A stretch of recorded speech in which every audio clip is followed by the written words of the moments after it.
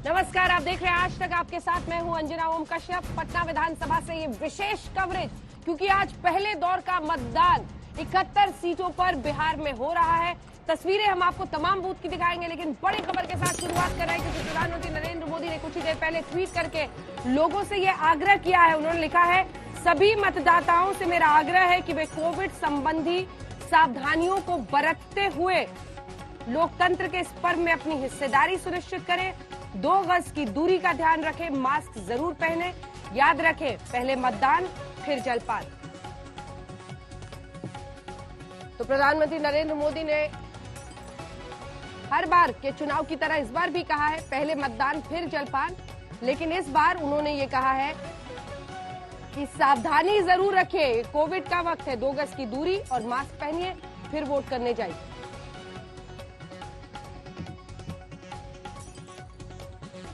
प्रधानमंत्री नरेंद्र मोदी का ये ट्वीट, लेकिन इन सब के बीच बिहार चुनाव में आज प्रतिष्ठा दांव पर।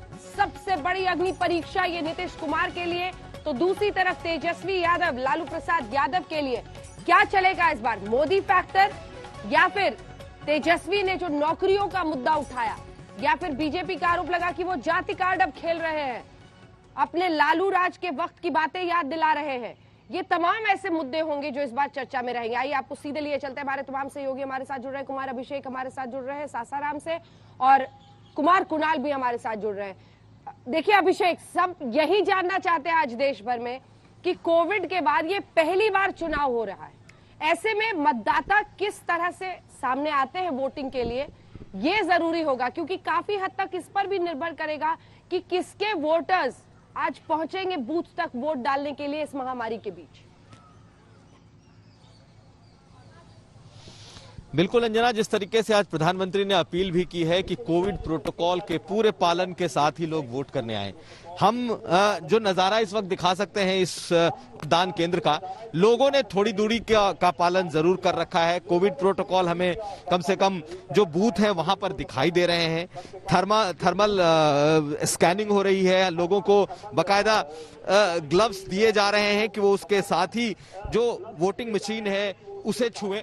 लेकिन बड़ा सवाल यह है कि आखिर राजनीति क्या कहती है? क्या इस बार लोग बदलाव चाहते हैं, या क्या जो शासन नीतीश कुमार का है लोग उससे खुश हैं? लंबी लंबी कतारें बहुत कुछ इशारा कर रही हैं इस बार कि आखिर क्या हो सकता है, क्योंकि पहले चरण का चुनावी मतदान चल रहा है। और हम आपको दिखा दें कि ये कतार सुबह सुबह की कतार है और लोग बड़ी तादाद में निकलकर वोट कर रहे हैं। जरूर एक बात हम अपने कैमरामैन को कहेंगे कि कतार को भी दिखाएं, और साथ साथ हम लोगों से भी पूछें कि आखिर उनके जहन में चल क्या रहा है। कई लोग हैं, हम पूछते हैं, आप सब युवा हैं, यूथ हैं, इस बार का क्या मिजाज है? चेंजिंग लाना चाहते हैं, सरकार की बदलाव चाहिए। बदलाव चाहते हैं आप लोग ये बताइए कि क्या इस बार के मुद्दे क्या हैं आपके? विकास है और क्या? विकास के मुद्दे हैं, बस विकास विकास नौकरी बहुत जरूरी है। तो जो बात कही जा रही है कि नौकरियां 10 लाख दी जाएंगी, मिलेंगी, तेजस्वी यादव ने कहा है, या फिर सरकार कह रही है, कहां से लाएंगे? आप लोग को क्या लगता है इस बार कुछ? वो तो सर नहीं लग रहा कि 10,000 नौकरी मिलेगा। 10 लाख मिलेगा? नहीं लगता। नहीं मिलेगा, हमारा जो सरकार वही रहना चाहिए। चलिए, कई आप लोगों का क्या रुख है? जी मेरा तो पहला ये वोट है, फर्स्ट टाइम वोटर है। चेंजिंग हम लोग भी चाहते हैं, ऐसा बात नहीं है। अंजना, देखिए बड़ा मिक्स्ड सा रिएक्शन है। ये लंबे समय से जीतती रही, पिछले 2 बार से जेडीयू के पास ये सीट है, और ये जो शाहबाद या फिर कह लें रोहतास का इलाका है, ये गढ़ है। लेकिन हम जो लोगों को देख पा रहे हैं, समझ पा रहे हैं, बहुत ही मिक्स्ड रिएक्शन है। हर अगला शख्स, हर दूसरा तीसरा शख्स बदलाव की बात करता है। कई लोग ऐसे हैं, लगातार नौकरियां और जो रोजगार है वो मुद्दे अहम हैं। लॉ एंड ऑर्डर का इशू है, ये बहुत ऐसा इलाका है जो लॉ एंड ऑर्डर से काफी प्रभावित रहा है, दशकों तक इसने झेला है। नक्सल इलाका है, इस इलाके में नक्सली समस्या है। तो इस वक्त का जो मूड है, मिजाज है, लोग निकलकर जरूर वोट कर रहे हैं, लेकिन सिर्फ एक बात नहीं बल्कि इस मिक्स रिएक्शन को पकड़ना इस समय बेहद मुश्किल है। अंजना। बिल्कुल। हिमांशु मिश्रा, आप जहां पर खड़े हैं वहां का नजारा दिखाइए। और उसके बाद आएंगे कुमार कुणाल के पास। बिल्कुल अंजना, मैं नजारा दिखाऊंगा। लाइन बहुत छोटी है यहाँ पर। अब से कुछ देर पहले केंद्रीय मंत्री गिरिराज सिंह यहाँ पर वोट करके गए। ये लखीसराय विधानसभा है, मुंगेर क्षेत्र में आती है। मुंगेर के 6 विधानसभा क्षेत्र हैं, जिनमें से पिछली बार 2 आरजेडी को, 2 बीजेपी को और 1 जेडीयू को और 1 निर्दलीय विधायक जो है अनंत सिंह जीते थे। अनंत सिंह बहुत, ये कहा जाता, बाहुबली विधायक है। 4 बार उन्होंने जो है पिछला विधानसभा लड़ा और जिनमें से 3 बार वो जेडीयू के विधायक रहे हैं। हम लोगों से बात करते हैं, किस तरीके के मुद्दे हैं इस बार इस चुनाव में? विकास का मुद्दा है। विकास का मुद्दा विकास का मुद्दा है। नीतीश कुमार कह रहे हैं कि उन्होंने बहुत विकास किया है, लेकिन तेजस्वी यादव कह रहे हैं कि उनको जवाब देना होगा। नहीं, जवाब देना तो होगा, लेकिन यहाँ तो विकास नाम का कोई चीज नहीं है, क्योंकि यहाँ पर एक भी ट्रेन नहीं रुकती है बड़ैया स्टेशन में। बहुत आदमी का घर नहीं बना है यहाँ, घर भी नहीं बना। ऐसा। अब पहले घर बनने से पहले कहता दीजिए कि मान ली 25,000, तू कहाँ से देगा? गरीब आदमी 25,000 कहाँ से बनेगा घर? शिक्षा बड़ा मुद्दा बनेगा इस बार। बिल्कुल बनेगा। हाँ, तो नीतीश कुमार कह रहे हैं कि उन्होंने बहुत से कार्यक्रम चलाए शिक्षा के। किए हैं, लेकिन वहाँ तो कर देते हैं, लेकिन यहाँ आते आते गायब हो जाता है। तो मतलब बदलाव होगा या यही सरकार रहेगी? सरकार बदलाव ही होना चाहिए। सरकार बदलाव होगी। क्या अम्मा, क्या मुद्दे हैं इस बार? मुद्दे नहीं रहेंगे। न घर देता है, न द्वार देता है, न कुछ 400 रुपया देता है। वृद्धा पेंशन 400 रुपया में क्या होता है? आने गाड़ी घोड़ा कुछ नहीं लगता है। गाड़ी घोड़ा जो हमें इमरजेंसी पड़ेगा तो कैसे जाएंगे? हमको पैसा है 1000-2000 जेब लेके जाएंगे? क्या रहेगा? आप क्या चाहते हैं सरकार से, जो नई सरकार आए? हमारा तो बाबू नहीं तनी गो काट, नहीं वृद्धापन, बुढ़वा बुढ़िया कुछ नहीं, घर नहीं दुआर, कुछ नहीं मिलता।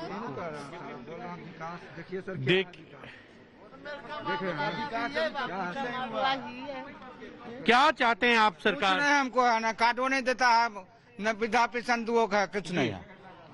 देखिए अंजना, ये एक चीज है कि लोग चाहते हैं, कह रहे हैं कि विकास के कार्य तो होते हैं लेकिन जमीन पर नहीं आते, और जमीन पर आते आते टाइम लग गया है। 15 साल हो चुके हैं नीतीश कुमार सरकार को। ऐसे में अगर जनता ये कह रही है कि अभी तक विकास कार्य यहाँ नहीं आए, तो सवाल बनता है। और तेजस्वी इसी चीज को जो है मुद्दा बनाकर जो है वो चुनाव में है और नीतीश कुमार पर लगातार हमले कर रहे हैं। बिल्कुल, गया में कुछ बूथों पर मतदान अभी शुरू नहीं हो पाया है। हम ये बड़ी खबर अपने दर्शकों को बता दें, गया में कुछ जगहों पर मतदान अभी शुरू नहीं हो पाया है। ये जानकारी देते हुए आपको बता दें, अशोक मिश्रा जी भी वरिष्ठ पत्रकार हमारे साथ जुड़ गए हैं। मुझे लगता है हम फील्ड में रिपोर्टर्स के पास जाते रहेंगे, लेकिन एक 2 कमेंट्स यहाँ से भी लेते रहेंगे। गया में कुछ बूथों पर बताया जा रहा है मतदान शुरू नहीं हो पाया है, कुछ दिक्कतें आ रही है। बूथ नंबर 97A पर अभी तक नहीं शुरू हो पाई है वोटिंग। अशोक जी, आपके साथ शुरुआत करते हुए किसका पलड़ा भारी दिख रहा है, और सवाल ये कि क्या चलेगा इस बार के चुनाव में, ये सब जानना चाह रहे हैं। कौन सा फैक्टर? ये कहना उचित नहीं होगा कि किसका पलड़ा भारी है। चुनाव बहुत ही कॉम्पिटिटिव इलेक्शन इस बार हो रहा है, और राजद के जो हमारे चीफ मिनिस्टरियल कैंडिडेट हैं तेजस्वी प्रसाद यादव जी, वो अग्रेसिव मूड में हैं इस बार। कई मुद्दों को उन्होंने उछाला है। अनएम्प्लॉयमेंट एक उनका बड़ा मुद्दा है, लेकिन असलियत अगर ग्राउंड रियलिटी अगर देखा जाए तो बिहार में आज तक जो चुनाव का जो लोगों का जो एटीट्यूड रहा है, वो जाति से, कास्ट से ऊपर उठ नहीं पाते हैं। मुद्दे रहते हैं, मुद्दे हर एक इलेक्शन में आते हैं, लेकिन वो वोटिंग पैटर्न लास्ट में अगर देखिएगा तो वो कास्ट बेसिस पे ही वोटिंग करते हैं। बहुत कम परसेंटेज होता है लोगों का जो कि मुद्दों पे या बदलाव पे या for the welfare of the state. लेकिन नीतीश कुमार के काम पे लोग तो सोचेंगे ना, एक बार बटन दबाने से पहले नीतीश कुमार पर सोचेंगे ना? जी, नीतीश कुमार ने पिछले 15 सालों में कई अच्छे काम किए हैं। बिहार को उन्होंने बदलाव की एक नए रूप में उन्होंने वो ले आए हैं। हाँ। और इंफ्रास्ट्रक्चर से लेके अब कई और फील्ड में, सोशल वेलफेयर फील्ड में भी वो लेके आए हैं। हाँ। लेकिन इस बार एंटी इनकम्बेंसी फैक्टर जो है उनके खिलाफ बहुत ज्यादा काम कर रहा है। हाँ, बोलिए। एक चीज मैं ये बोलना चाहूंगा, इसमें इस बार की परिस्थिति भी आप देखिए, कोरोना हुआ, लॉकडाउन हुआ, और उसमें बहुत सारे लोग जो हैं बेरोजगार हो गए। हाँ। क्योंकि बिहार के बहुत सारे लोग बाहर दूसरे राज्यों में काम करते हैं, सारे प्रवासी मजदूर लौट के उनको बिहार आना पड़ा। और यहाँ से अभी जो लोग गए हैं वो काफी कम संख्या में अभी बाहर गए हैं। तो काफी संख्या में अभी भी लोग बिहार में मौजूद हैं। तो रोजगार एक बड़ा मुद्दा इसलिए उभर के आया है क्योंकि कोरोना आ गया, और इसके लिए सरकार को जो तैयारी करनी थी, जिस तरीके की बात करनी थी, वो बात हुई नहीं। तो एक रोजगार का मुद्दा उछाला गया है, तो वो मुद्दा बन रहा है। जरा आप माइक उठाइए सर। संजय जी, हाँ बोलिए। रोजगार का ही मुद्दा नहीं है, उसके साथ किसानों का जो ऋण माफ करने की वो बात कर रहे हैं तेजस्वी यादव, ये भी काफी लुभावना है ना। उसके बाद बिजली जो है उसका हाफ करेंगे। देखिए, ये जो अशोक मिश्रा जी ने कहा कि कास्ट डोमिनेट करता है, तो कास्ट और दल दोनों डोमिनेट करते हैं, लेकिन कभी कभी ऐसा होता है जैसे मोदी जी को वोट देना था, उस समय क्या कास्ट डोमिनेट किया था? चेंज तो कई बीपीसी को लाना था, चेंज कांग्रेस को हटाना था। तो इस बार जो मुझे लग रहा है, नहीं, लोकसभा और विधानसभा में बड़ा फर्क होता है। लोकसभा और विधानसभा में ठीक फर्क होता है। जैसे 2005 में भी 39 सीटें, 40 में से बीजेपी 2005 में बदलाव था, तो उस समय कास्ट और क्रीड पर लोग दिए थे, कास्ट के आधार पर दिए थे नीतीश कुमार को। नीतीश कुमार का जात कितना है? लालू हटाओ वेब चला था, वैसा वेब नहीं दिख रहा है। लेकिन सिर्फ लालू हटाओ था, अभी इस तरीके से वैसा वेब नहीं है, लेकिन नीतीश हटाओ वेव नहीं चल रहा है इस तरीके से। आप देखेंगे ग्राउंड्स पे जाके कि नीतीश हटाओ वेव नहीं चल रहा है। वैसा वेव नहीं है, लेकिन मूड है। ठीक है संजय जी, चूंकि आपने किताब भी लिखी है नीतीश कुमार पर, और ये अभी की चर्चा पूरी उन्हीं पर केंद्रित हो गई, कुछ बताइए उनके बारे में। लोग कह रहे हैं कि गुस्सा बहुत कर रहे हैं इस बार।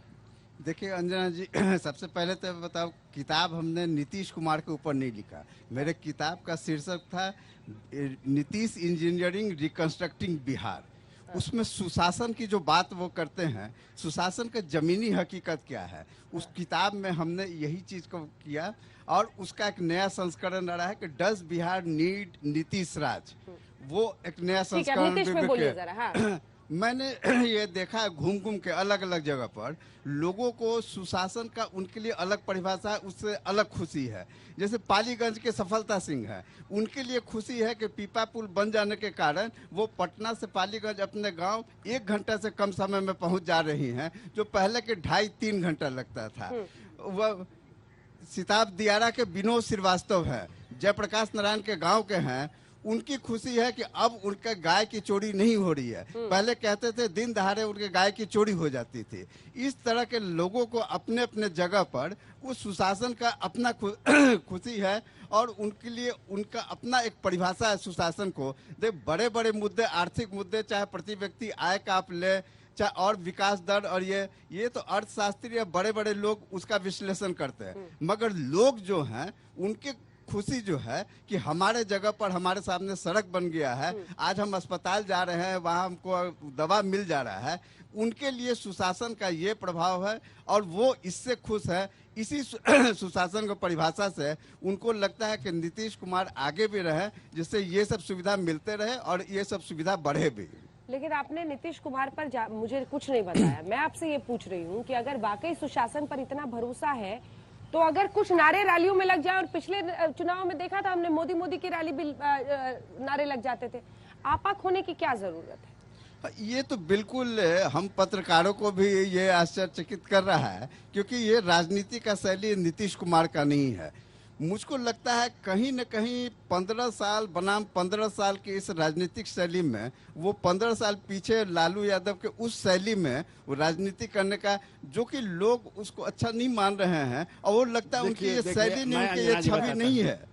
क्योंकि लालू यादव का था, वो तो बेबाक में बोलते थे और विरोधी भी उनके ऊपर बोलते थे, मगर इनकी ये शैली नहीं थी। ठीक है, मैं बताता हूँ, 5 साल केवल काम हुआ नीतीश जी का, 5 से 10 वाला जो है वो काम हुआ। उसके बाद नीतीश जी के शरीर में प्रधानमंत्री की इच्छा घुस गई और ये कई राजनीति करने लगे। इसके बाद उन्होंने कभी बिहार में विकास हो इस पर सोचा ही नहीं। इसके बाद हट गए, जीतन राम मांझी आ गए। फिर ये मुझसे उन्होंने कहा था कि अब हमारी पारी समाप्त हो गई 2014 चुनाव हारने के बाद। जिसको जनता कुर्ता पहनाती है उसको पैजामा भी पहनाती है। तुरंत जो है कि अब मोदी को सबक सिखाना है, लालू से मिलना है, उसी लालू से जिसको ये प्रतीक मानते थे अराजकता का, और पटक दिए। और जब पटक दिए तो शांत हो गए मोदी को भी।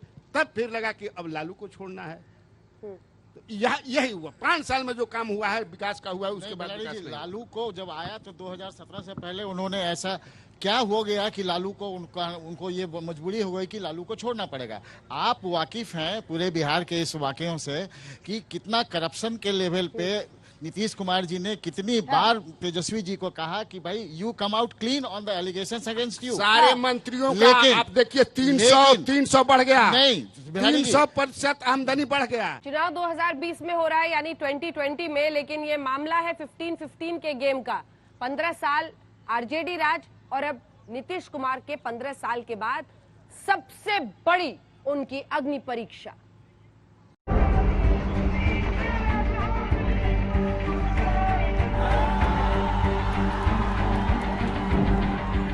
किसी को चिंता है 8-8, 9-9 बच्चा बच्ची पैदा करता है, क्या मालूम है किसी को? नीतीश कुमार जी कुछ भी कहें हमारे लिए आशीर्वाद है। बेटी पर भरोसा ही नहीं, कई बेटियां हो गई तब बेटा हुआ। कहीं ना कहीं हमारे बहाने वो प्रधानमंत्री को ही निशाना बनाने का काम करते हैं। अगर यही लोगों का आदर्श है तो समझ लीजिए बिहार का क्या बुरा हाल होगा। कोई पूछने वाला नहीं रहेगा, सब का सब बर्बाद हो जाएगा।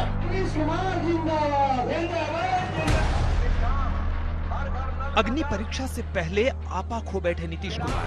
तमाम रैलियों में विरोध करने वाले लोगों पर उनका गुस्सा रह रहकर फूटता रहा है, लेकिन पहले दौर की वोटिंग से ठीक पहले उन्होंने लालू परिवार पर निजी हमला बोल दिया। वैशाली के महनार में नीतीश कुमार ने नाम लिए बगैर लालू प्रसाद यादव को लेकर कहा कि बेटों की चाह में उन्होंने 7 बेटियां पैदा की, तो क्या उन्हें बेटियों पर भरोसा नहीं था? जवाब में तेजस्वी ने कहा कि नीतीश पीएम मोदी को ही निशाना बना रहे हैं क्योंकि उनके भी 7 भाई बहन हैं। किसी को चिंता है 8-8, 9-9 बच्चा बच्ची पैदा करता है, क्या मालूम है किसी को? बेटी पर भरोसा ही नहीं, कई बेटियां हो गई तब बेटा हुआ। और आप सोच रहे कैसा बिहार बनाना चाहते हैं? नीतीश कुमार जी कुछ भी कहें हमारे लिए आशीर्वाद है, लेकिन कहीं ना कहीं हमारे बहाने वो प्रधानमंत्री को ही निशाना बनाने का काम कर रहे हैं। दूसरी बात, अगर ऐसी बोली अगर वो बोलते हैं तो कहीं ना कहीं से महिलाओं का जो है मर्यादा जो है उसको ठेस पहुंचाने का वो काम कर रहे हैं। जो डिग्निटी होती है महिलाओं की, आप कह सकते हैं हमारी माँ की डिग्निटी को वो ठेस पहुंचा रहे हैं, हमारी माँ की मर्यादा को वो ठेस पहुंचाने का काम कर रहे हैं नीतीश कुमार जी। नीतीश कुमार ने यह निजी हमला बिहार चुनाव से पहले दौर की वोटिंग से ठीक पहले किया है। बिहार विधानसभा की कुल 243 सीटों पर 3 चरणों में वोट डाले जाएंगे। पहले दौर में 71 सीटों के लिए कल मतदान होगा। 2015 में जेडीयू, आरजेडी और कांग्रेस के महागठबंधन ने 71 में से 54 सीटों पर जीत हासिल की थी। एनडीए को महज 14 सीटें मिली थी। इससे ठीक 5 साल पहले 2010 में बीजेपी जेडीयू के गठबंधन ने इन 71 में से 61 सीटों पर जीत हासिल की थी। तब आरजेडी और लोक जनशक्ति पार्टी के गठबंधन को महज 6 सीट और कांग्रेस को 1 सीट पर जीत मिली थी। यानी एक बात साफ है कि जेडीयू का गठबंधन जिसके साथ हुआ, जीत उसकी ही हुई।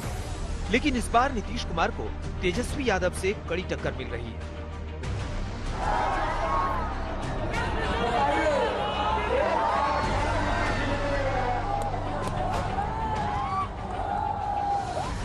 तेजस्वी 10 लाख सरकारी नौकरी देने, पलायन रोकने और उद्योग लगाने के वादे कर रहे हैं, जबकि नीतीश कुमार 15 साल की एंटी इनकम्बेंसी का सामना कर रहे हैं। ऐसे में नीतीश कुमार तेजस्वी को घेरने के लिए आरजेडी के भ्रष्टाचार का मुद्दा उठा रहे हैं। हम लोगों के यहाँ लोगों को यही कहा जाता रहा है शुरू से कि भाई सेवा करिए, सेवा करिए, और कुछ लोगों को सिखा है कि मेवा चाहिए, मेवा चाहिए, मेवा चाहिए, माल चाहिए, और कुछ लोग इसी चक्कर में अंदर जाते हैं। अभी अंदर कौन है? और आप बताइए हम कैसे 1 साल 8 महीना के बाद अलग हुए? एसडीओ बाबू कौन है, बड़ा बाबू छोटा बाबू कौन है? ब्लॉक थाने आप जाते हैं तो बिना चढ़ावे के कोई काम नहीं होता। कोई बता दीजिए, जाति प्रमाण पत्र बनाना हो, मृत्यु प्रमाण पत्र बनाना हो, उसमें भी आपको जो है चढ़ावा जो है वो देने का काम होता है। भ्रष्टाचार जो है निचले लेवल से लेकर सचिवालय तक जो है भ्रष्टाचार बढ़ा है। अब बताएं सुशासन बाबू कौन है? नीतीश कुमार 18 महीने की उस गठबंधन सरकार का जिक्र कर रहे हैं जिसमें तेजस्वी यादव डिप्टी सीएम थे। 26 जुलाई 2017 को नीतीश ने आरजेडी से गठबंधन तोड़ा और बीजेपी के समर्थन से सरकार बना ली।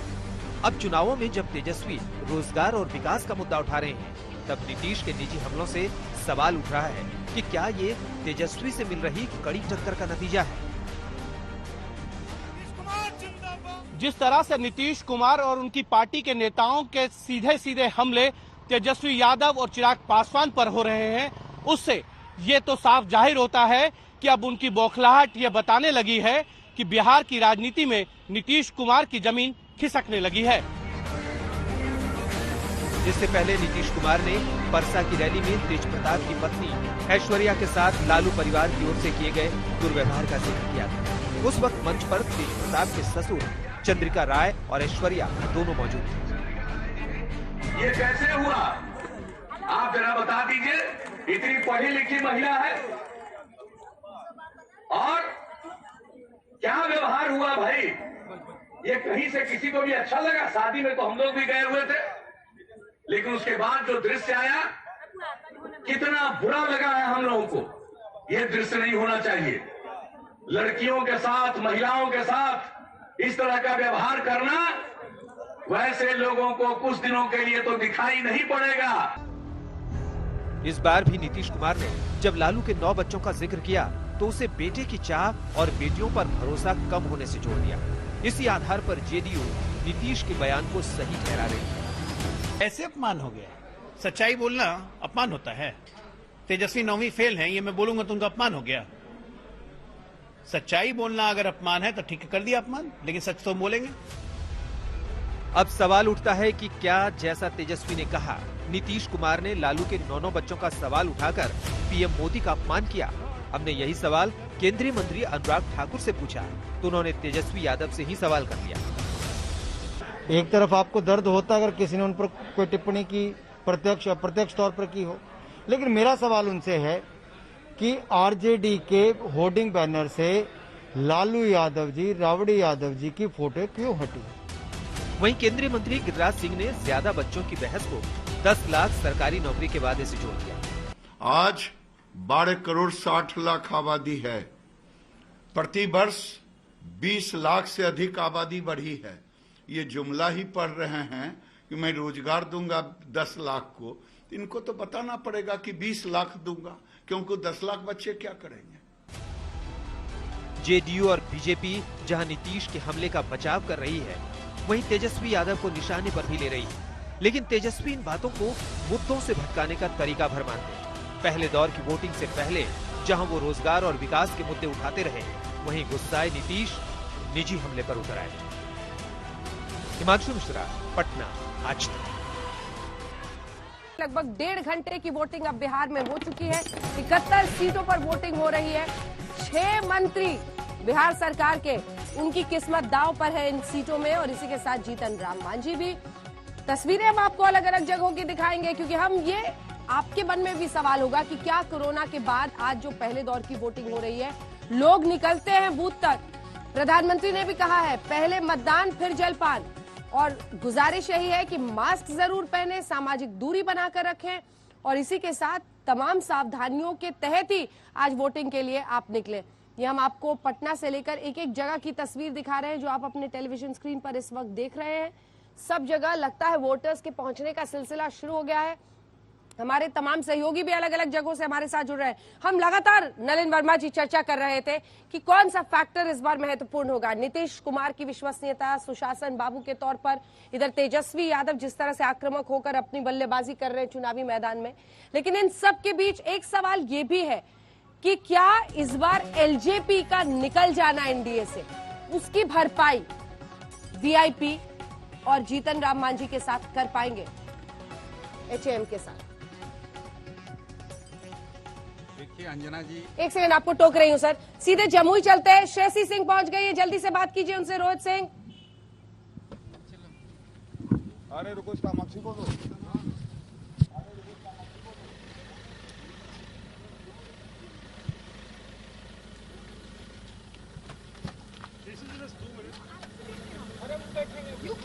जमुई से आपको बताएं, चुनावी मैदान में इस बार कॉमनवेल्थ गेम्स की गोल्ड मेडलिस्ट शूटर है Shreyasi Singh. You feel how disrespectful I am feeling right now? You realize that?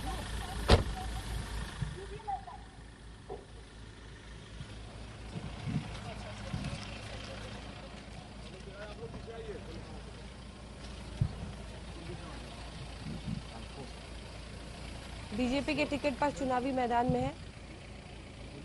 बात अभी उन्होंने नहीं की है, ऐसा पता चल रहा है कि शायद मंदिर पहले जाना चाहती है।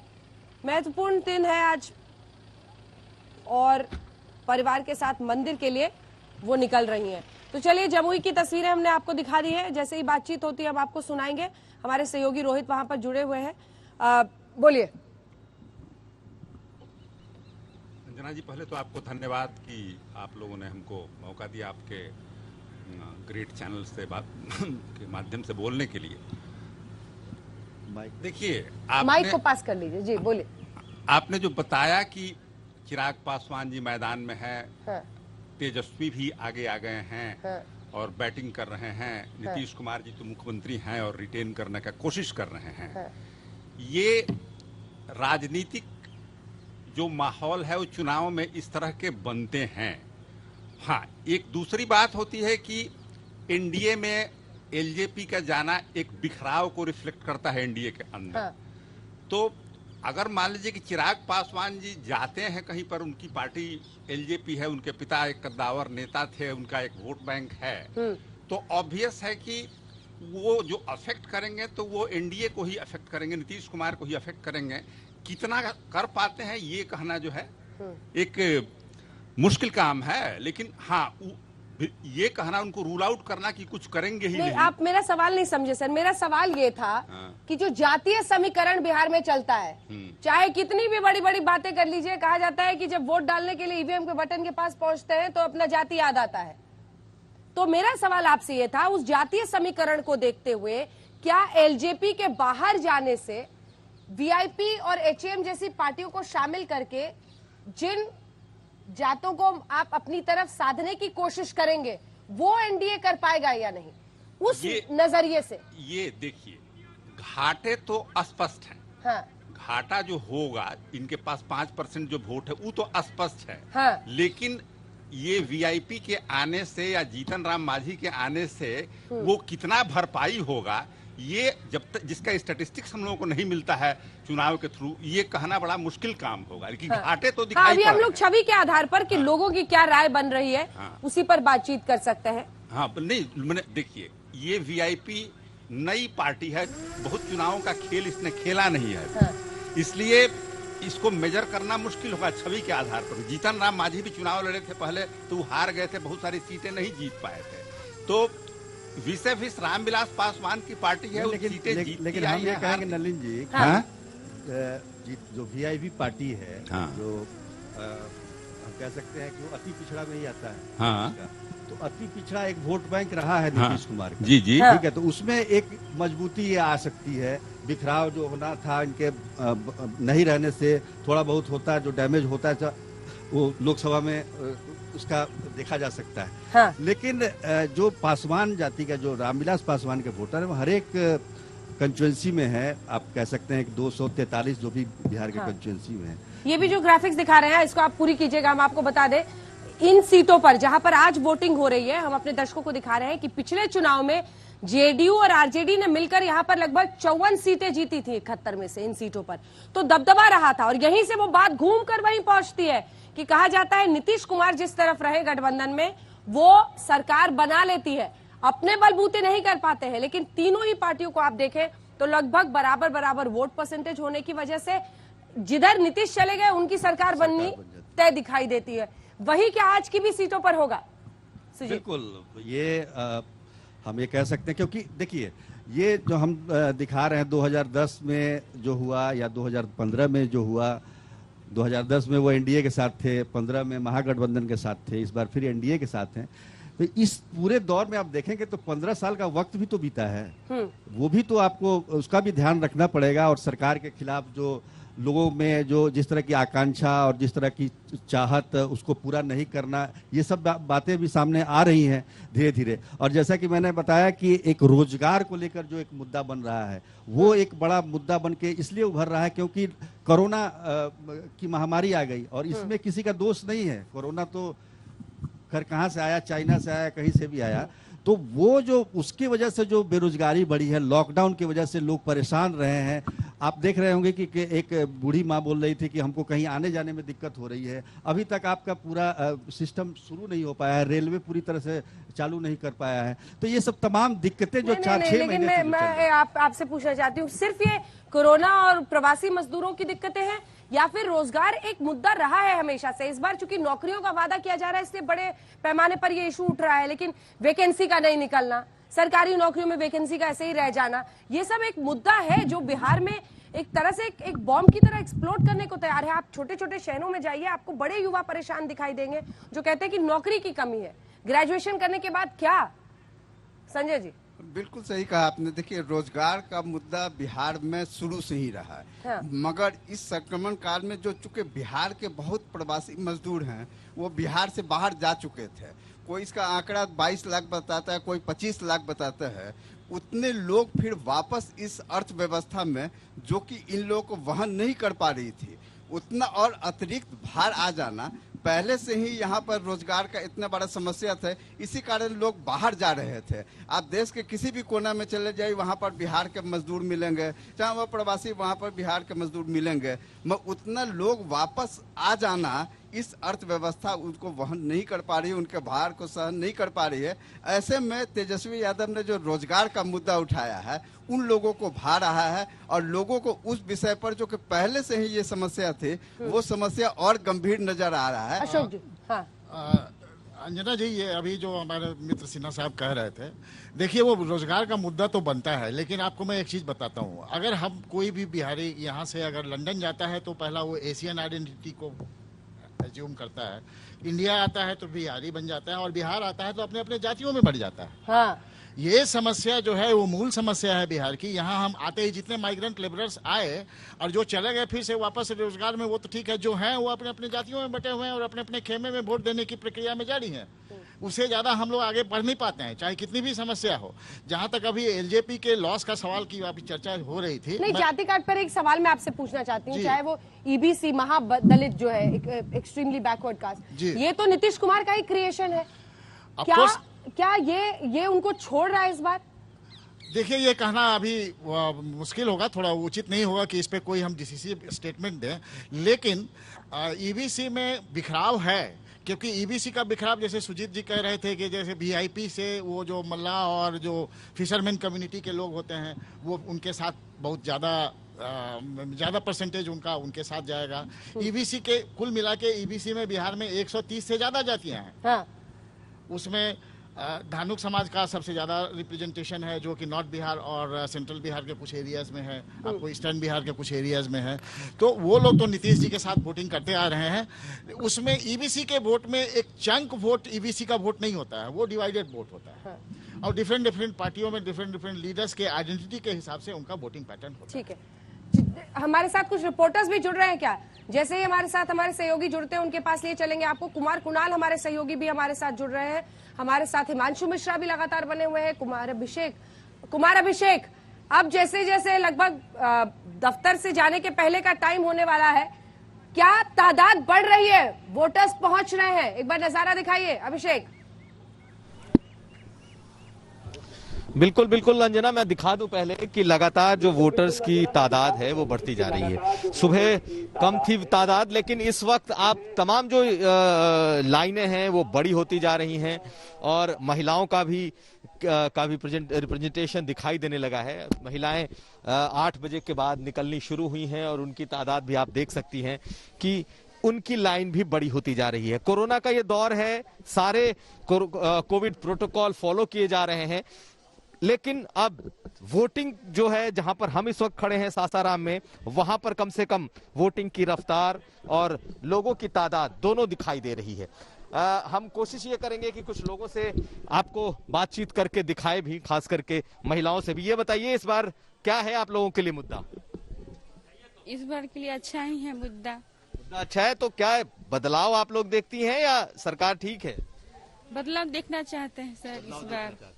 देखिए, महिलाएं मुख्यमंत्री नीतीश कुमार की बहुत सॉलिड वोटर्स रही हैं और खास करके जब उन्होंने शराबबंदी का मुद्दा उठाया था तो महिलाओं के लिए उठाया गया था। कई और महिलाएं हैं, हम उनसे ही पूछते हैं। ये बताइए आप लोगों के लिए क्या मुद्दा है?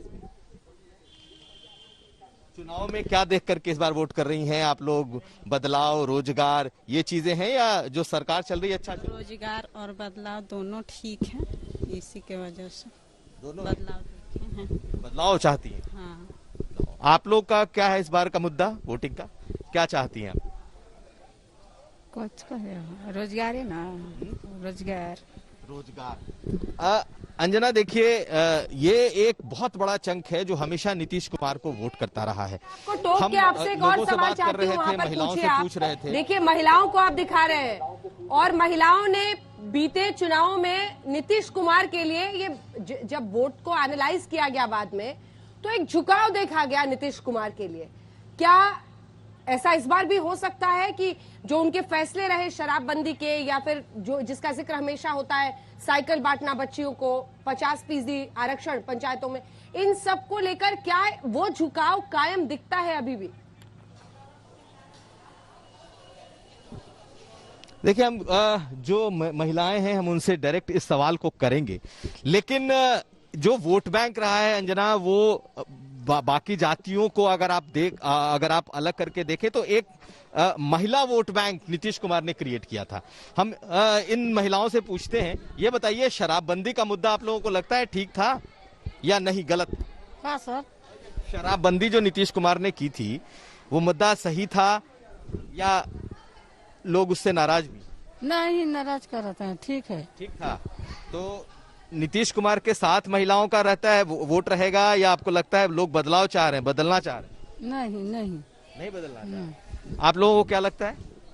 बदलाव देखना चाहते हैं। बदलाव। अच्छा, नीतीश कुमार ने महिलाओं के लिए आरक्षण किए स्थानीय निकायों में, पंचायतों में, आपको लगता है उनका फायदा महिलाओं के वोट से मिलेगा या नहीं मिलेगा? नहीं मिलेगा। मिलेगा। कई और हैं, अलग अलग तरह की मुख्तलिफ राय हमें दिखाई दे रही है। कई और महिलाएं हैं। मैडम, आप बताइए कि नीतीश महिलाओं के का कहा जाता है कि उन्होंने बहुत कुछ किया है, आपको लगता है कि उसका फायदा उनको मिलेगा या इस बार लोग अलग मूड में? अलग मूड में। चलिए, और भी लोग हैं, आपसे पूछते हैं, शराबबंदी का आपको लगता है कि फायदा हुआ है या नहीं? नहीं। चुनाव प्रचार में कम से कम पहले दौर के मतदान के आपने देखा होगा कई मुद्दे भी कई बार सामने आए, लेकिन हर नेता अपनी पूरी ताकत झोंक रहा है और कई बार मर्यादाएं भी लांघी जा रही है। चुनाव प्रचार में जबरदस्त जोश भी दिखा, इस रिपोर्ट में देखिए।